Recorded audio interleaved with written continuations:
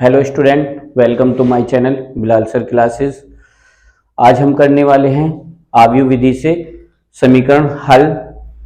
और ये क्वेश्चन आपका बोर्ड एग्जामिनेशन के लिए बहुत इंपॉर्टेंट है और काफ़ी बार क्या हर साल ही आता है। ये यूपी बोर्ड की अगर बात करें तो ये 8 मार्क्स का क्वेश्चन आता है। अगर सीबीएसई बोर्ड की बात करें तो ये आपका 5 मार्क्स का क्वेश्चन आता है। और आगे भी अगर आप कुछ और कोर्स करना चाहते हैं, जैसे आपका बीटेक या बीसीए है, उसमें भी मैट्रिक्स काफ़ी यूज होती है। मैट्रिक्स मेथड आपका वहां पर भी इंपॉर्टेंट रहता है। तो अब स्टार्ट करते हैं हम अपना क्वेश्चंस। तो ये क्वेश्चंस है आपका आव्यूह विधि से समीकरण हल करना और solve the equation by matrix method. तो इंग्लिश में इसे मैट्रिक्स मेथड बोलते हैं और हिंदी में आव्यूह विधि बोलते हैं इसको। तो देखिए आपके पास 3 इक्वेशन गिवन होंगी इस टाइप से, x minus Y plus Z is equal to 4, 2x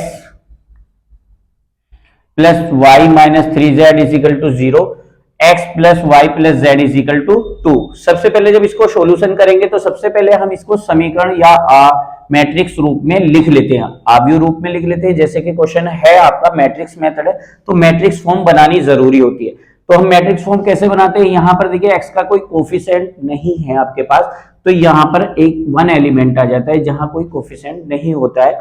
फिर देखिए देन सेकंड है आपका माइनस वाई, यहां पे भी कोई कोफिशिएंट नहीं है तो हम यहां -1 ले लेंगे विद साइन, और z के साथ भी कोई कोफिशिएंट नहीं है तो इसलिए 1 लिखा जाएगा आपका। और आपका सेकंड रो इसी टाइप से बनाएंगे, 2 आपका 2 एलिमेंट आ जाएगा, 1 आ जाएगा, यहाँ -3 आ जाएगा, यहाँ 1 आ जाएगा, यहाँ पर भी 1 आ जाएगा, यहाँ पे भी कोई कोफिशिएंट नहीं है तो यहाँ पर भी 1 एलिमेंट आ जाएगा। फिर आप देखिए एक्स वाई जेड, तो एक्स वाई जेड की मैट्रिक्स बन गई आपकी मल्टीप्लाई में, और इजिकल टू आपका 4 0 2 भी एक मैट्रिक्स फॉर्म में हमने लिख लिया है। अब इन्हें मान लेते हैं, लेट कर लेते हैं। पहली वाली मैट्रिक्स को ए लेट कर लिया हमने, दूसरी वाली मैट्रिक्स को एक्स लेट कर लेते हैं, और तीसरी वाली मैट्रिक्स जो है हमारी उसको बी लेट कर लेते हैं। तो हमारी A X plus A X B is equal to B, A X is equal to B बन जाएगी आपकी। यहां पर क्या करेंगे हम, पहले हम ए को डिवाइड में ले जाएंगे, कभी मैट्रिक्स डिवाइड में नहीं रहती है इसलिए हम इसको ऊपर ले जाएंगे। यहां पर 1 पावर होती है, ऊपर जाकर इसकी पावर चेंज हो जाएगी तो ये माइनस हो जाती है। तो इसको हम बोलते हैं ए इनवर्स, इसको हम क्या बोलते हैं, ए इनवर्स। अब हमारी इक्वेशन आ गई है x is equal to A inverse is into B. Equation first बना लेते हैं इसको। तो अब हमें ए इनवर्स फाइंड करना होगा पहले से सोल्व करने से पहले। ये क्वेश्चन भी आपका पूछा जाता है ए इनवर्स का। ए इनवर्स का ये फॉर्मूला होता है एडजॉइंट ए अपॉन ए का मोड। अब इसमें क्या करेंगे हम, आगे देखिए ए इनवर्स फाइंड करने के लिए पहले ए मैट्रिक्स को हम, ये वाली जो हमने ए मैट्रिक्स लेट की थी इसको उठा के हम यहां पर ले आएंगे। अब यहां पर क्या करेंगे, पहले ए इनवर्स फाइंड करने के लिए हमें एडजॉइंट ए चाहिएगा। एडजॉइंट कैसे निकालते हैं, एडजॉइंट ए हम कैसे निकालते हैं ये अच्छे से देख लीजिएगा, ये आपके आगे भी काम आता है। एडजॉइंट ए फाइंड करने के लिए क्या होगा आपका, फर्स्ट रो और फर्स्ट कॉलम हम हाइड कर देंगे। तो ये वाला एलिमेंट राइट हैंड से मल्टीप्लाई करेंगे, राइट हैंड से क्रॉस मल्टीप्लाई करेंगे तो 1 की मल्टीप्लाई, पहला जो एलिमेंट होगा आपका कॉलम का वो आपका बाहर आ जाएगा, और ब्रैकेट के अंदर आपका फर्स्ट की 1 की 1 से मल्टीप्लाई, 1 1 जा 1 हो जाएगा आपका। सेंटर में माइनस रहता है, इनके बीच में माइनस रहता है, और 1 की मल्टीप्लाई -3 से करेंगे तो ये -3 हो जाएगा आपका। अब क्या करेंगे हम, यहां पर देखिए बहुत इजी है, ये पहले पे प्लस रहता है, दूसरा माइनस होता है आपका यहां पर। अब हमारी रो फर्स्ट रहेगी, कॉलम हमारा सेकंड हो जाएगा। अब मल्टीप्लाई जो करेंगे हम 1 की 2 से करेंगे, और ये वाला एलिमेंट आपका बाहर आ जाएगा आपका। और 1 की 2 से मल्टीप्लाई करेंगे, 2 1 जा 2 हो जाएगा, 1 की 3 से मल्टीप्लाई हो जाएंगे, 3 1 जा 3, सेंटर में आपका माइनस ही रहेगा ऐसी। और ऐसी सेम प्रोसेस आपका, अब रो आपकी फर्स्ट ही रहेगी, कॉलम आपकी थर्ड हो जाएगी, ये हाइड हो जाते हैं आपके। तो इनों की मल्टीप्लाई करेंगे आपकी 1 की 2 में और 1 की 1 में, इसको मल्टीप्लाई करेंगे तो आपका आ जाएगा 2 1 जा 2, क्रॉस मल्टीप्लाई करेंगे और 1 1 इंटू 1 हो जाएगा आपका। अब यहां पर क्या करेंगे, ये माइनस माइनस आपका +3 हो जाएगा, ये भी माइनस माइनस +1 हो जाएगा आपका, ये भी माइनस माइनस आपका +3 हो जाएगा। और यहां पर 2 में से -1 हुआ तो ब्रैकेट का मींस मल्टीप्लिकेशन होता है, 1 को हम 1 इंटू 1 लिख लेंगे। अब क्या हो जाएगा, 3 + 1 4 हो जाएगा, 4 1 इंटू 4 हो जाए, 4 इंटू 1 इज इक्वल टू 4 हो जाएगा आपका। 3 प्लस 2 कितना हो जाएगा 5, 5 बन जा 5 और 1 बन जा 1 आपका हो जाएगा। अब यहां पर देखिए क्या करते हैं हम, 4 plus 5 plus 1 is equal to 10, आपका ए का डिटर्मिनेट हमें फाइंड हो गया यहां पर 10। तो एक चीज आपके आगे है, डिटर्मिनेट कैसे फाइंड करते हैं हम, डिटर्मिनेट ए का डिटर्मिनेट कैसे फाइंड करेंगे, ए इज इक्वल टू 10, जैसे प्रोसेस अभी बताया है हमने, first row first column, first row second column hide करके, first row third column hide करके, इस टाइप से हम इसका ए का डिटर्मिनेट फाइंड कर लेते हैं। अब आते हैं हमारे कोफैक्टर सह गुणनखंड, इनको क्या करेंगे हम, सह गुणनखंड कोफैक्टर फाइंड करने के लिए फर्स्ट हम a11 a12 a13 a21 a22 a23 a31 a32 a33, तो इसमें क्या होगा हमारा, first row first column hide हो जाएगी आपकी। अब क्या करेंगे हम, first row first column hide करेंगे तो ये आपका इस टाइप से हो जाएगा। फर्स्ट रो हमारी फर्स्ट रो फर्स्ट कॉलम ऐसे हाइड हो जाएगी, 1 -3 1 1 1 -3 1 1, फिर 1 और 2 वही फर्स्ट रो सेकंड कॉलम आपकी 2 -3 1 1 2 -3 1 1, फिर थर्ड हो जाएगी आपकी A3 आपका हो जाएगा, आपका फर्स्ट रो थर्ड कॉलम आपकी हाइड हो जाएगी 2 1 1 1, तो ये आपका फाइंड आउट हो जाएगा इस टाइप से। फिर इसको भी क्रॉस मल्टीप्लाई से 1 इंटू 1 आपका 1 हो जाएगा, 1 इंटू 3 माइनस का 3 होता है, माइनस माइनस प्लस हो जाएगा, 1 और 3 कितना हो जाएगा आपका 4 हो जाएगा। सेंटर में हमेशा माइनस ही रहता है, इस बात का ध्यान रखना आप। और 1 की 2 से मल्टीप्लाई 2 हो जाएगा, 1 की 3 से मल्टीप्लाई माइनस माइनस प्लस 3 हो जाएगा, 2 और 3 कितना हो जाएगा आपका 5 हो जाएगा। इसी प्रकार के 1 की 2 से मल्टीप्लाई 2 1 जा 2 और 1 इंटू 1 आपका 1 हो जाएगा, 2 में से 1 हुआ 1। इसी टाइप से आपका सेकंड फाइंड आउट करेंगे हम, तो इसको A21 क्या हो जाएगा, अब रो आपकी सेकंड हो जाएगी, कॉलम आपका फर्स्ट ही रहेगा। तो अब दिखाई दे रहा होगा आपको, ये अगर हम हाइड कर देते, ये वाला हम हाइड कर देते तो -1 और 1 और 1 और 1 -1 1 1 और 1 ये आ जाएगा। अब 2 2 का मीन से आपका सेकंड रो और सेकंड कॉलम आपका बंद हो जाएगा 1 1 1 1 1 1 1 1। अब आपका सेकंड रो और थर्ड कॉलम बंद हो जाएगा आपका 1 -1 1 और 1, ये आपका आ जाएगा। सेम क्रॉस मल्टीप्लाई करके इसको भी फाइंड कर लेंगे, 1 की -1 से -1 1 इंटू 1 माइनस ऑलरेडी रहता है, माइनस के 2 आ जाएंगे आपके, 1 इंटू 1 1 1 इंटू 1 -1 हो जाएगा, ये सेंटर में रहता है आपका माइनस। अब माइनस में 1 में से 1 करेंगे तो 0 हो जाएगा, 1 इंटू 1 आपका 1 हो जाएगा, 1 इंटू 1 आपका माइनस ऑलरेडी यहाँ है तो माइनस का ये आएगा, माइनस माइनस प्लस आपका 2 आ जाएगा आपका इस टाइप से। अब क्या हो जाएगा हमारी 3 1, मतलब रो आपकी 3 हो जाएगी, कॉलम आपका फर्स्ट हो जाएगा, -1 1 1 और -3 ये आपके एलिमेंट आ गए।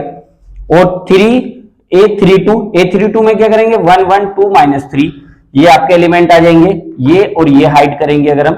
और फिर A33 में क्या करेंगे हम, ये आपका रो आपकी थर्ड रहेगी और कॉलम आपकी थर्ड क्लोज हो जाएगी, मतलब हाइड हो जाएगी, 1 -1 2 और 1 1 -1 2 और 1, ये क्लियर हो गया है।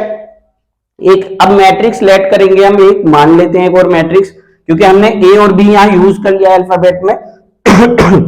अब सी अल्फाबेट लेंगे हम, सी उसमें A11 पहला प्लस रहेगा, दूसरा माइनस, फिर प्लस A13, फिर माइनस, फिर प्लस, फिर माइनस, फिर प्लस, फिर माइनस और फिर प्लस आपका।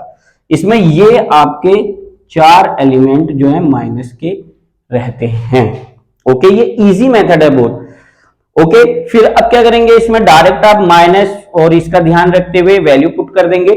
वैल्यू पुट करने के बाद आपके पास एक मैट्रिक्स आ जाएगी सी, A11 की वैल्यू आपकी 4 आ जाएगी वहां पर, A12 की वैल्यू आपकी यहां +5 है तो वहां पर -5 आ जाएगी आपका, और फिर A13 की वैल्यू आपकी 1 आ जाएगी, A21 की वैल्यू माइनस है, माइनस और माइनस प्लस हो जाएगा तो प्लस के 2 आ जाएगा, 0 -2 2 5 और 3 इस टाइप से वैल्यू ये पुट हो जाएंगी आपकी, जितनी भी वैल्यू आपको गिवन है। अब सी जो मैट्रिक्स आई है इसका ट्रांसपोज निकाल लेते हैं, या तो हम इसे सी डैश भी लिख देते हैं या सी के ऊपर टी भी लिख देते हैं, तो इसका मतलब होता है ट्रांसपोज मैट्रिक्स। अब ट्रांसपोज मैट्रिक्स कैसे निकालते हैं, बहुत इजी है। ट्रांसपोज मैट्रिक्स निकालने के लिए आपको ये जो रो होती है, रो पंक्ति बोलते हैं इसको, तो इसको स्तंभ में या कॉलम में चेंज कर देते हैं, मतलब कि तो रो को कॉलम में चेंज कर देंगे, रो को इस वाली रो को भी कॉलम में चेंज कर देंगे, इस वाली रो को कॉलम में चेंज कर देंगे। तो देन आपकी ट्रांसपोज मैट्रिक्स आ जाएगी सी की, और जो ट्रांसपोज मैट्रिक्स सी आएगी वही आपका एडजॉइंट होता है, जो ए इनवर्स फाइंड करने के लिए हमें रिक्वायरमेंट थी। अब हमारा ए इनवर्स का फॉर्मूला अप्लाई करेंगे, एडजॉइंट हमारे पास है, ए का डिटरमिनेंट हमारे पास है और एडजॉइंट हमारे पास है ए बी। तो हम वैल्यू पुट करेंगे A inverse is equal to adjoint A upon A का मोड। ए का मोड आपका कितना था 10 वैल्यू पुट कर देंगे 1/10, ये आपका ए इनवर्स आ गया। अब put the value of A inverse in equation first. अब हमारी इक्वेशन फर्स्ट ये वाली थी, इसमें वैल्यू पुट कर देंगे हम। यहां पर ए इनवर्स की वैल्यू पुट कर दी हमने, एक्स की वैल्यू पुट कर दी और बी की वैल्यू पुट कर दी। अब क्या करेंगे, इसको हम मल्टीप्लाई करेंगे। मल्टीप्लाई में क्या करेंगे, 4 की 4 से रो की और कॉलम में होती है इस टाइप से नीचे की तरफ, 4 की 4 में 16, 2 की 0 में 0, फर्स्ट एलिमेंट की फर्स्ट में, सेकंड एलिमेंट की सेकंड में और थर्ड एलिमेंट की थर्ड में। 2 2 जा 4, 2 दूनी 4 हो जाएगा आपका। अब क्या, -5 की 4 में 5 4 जा 20, 0 की 0 में तो 0 ही हो जाएगा आपका, 5 की 2 में तो 10 हो जाएगा एलिमेंट का ये। 1 की 4 में 4, 2 की 0 में 0 और 2 3 जा 6 आपका आ जाएगा। तो सारी वैल्यू को अगर हम प्लस कर देते हैं तो हमारे पास आ जाएगा X Y Z is equal to 1/10 और ये वैल्यू आ जाएगी आपकी 16 और 4 20 और माइनस के 10। ये देखो -20 है और प्लस के 10 है, तो माइनस और प्लस हमेशा घटकर सब्ट्रैक्शन होता है उनका, और जो मैक्सिमम वाली साइन वाली वैल्यू होती है, ज्यादा अधिक वाली साइन वाली, उसका साइन आ जाता है आपके पास। और 4 और 6 आपका 10 हो गया है यहाँ पर। ओके, अब क्या करेंगे, 10 से सभी एलिमेंटों को डिवाइड कर दीजिए। 10 से 20 को 2, 10 से 10 को -1, 10 से 10 को +1, तो ये दोनों इक्वल मैट्रिक्स हो जाएंगी। तो हमारी वैल्यू आ जाएगी, x की वैल्यू आ जाएगी आपकी 2 और y की वैल्यू कितनी आ जाएगी आपकी -1 और z की वैल्यू आ जाएगी 1। तो ये आपका आंसर हो गया है। ये मैट्रिक्स मेथड आपका कंप्लीट होता है।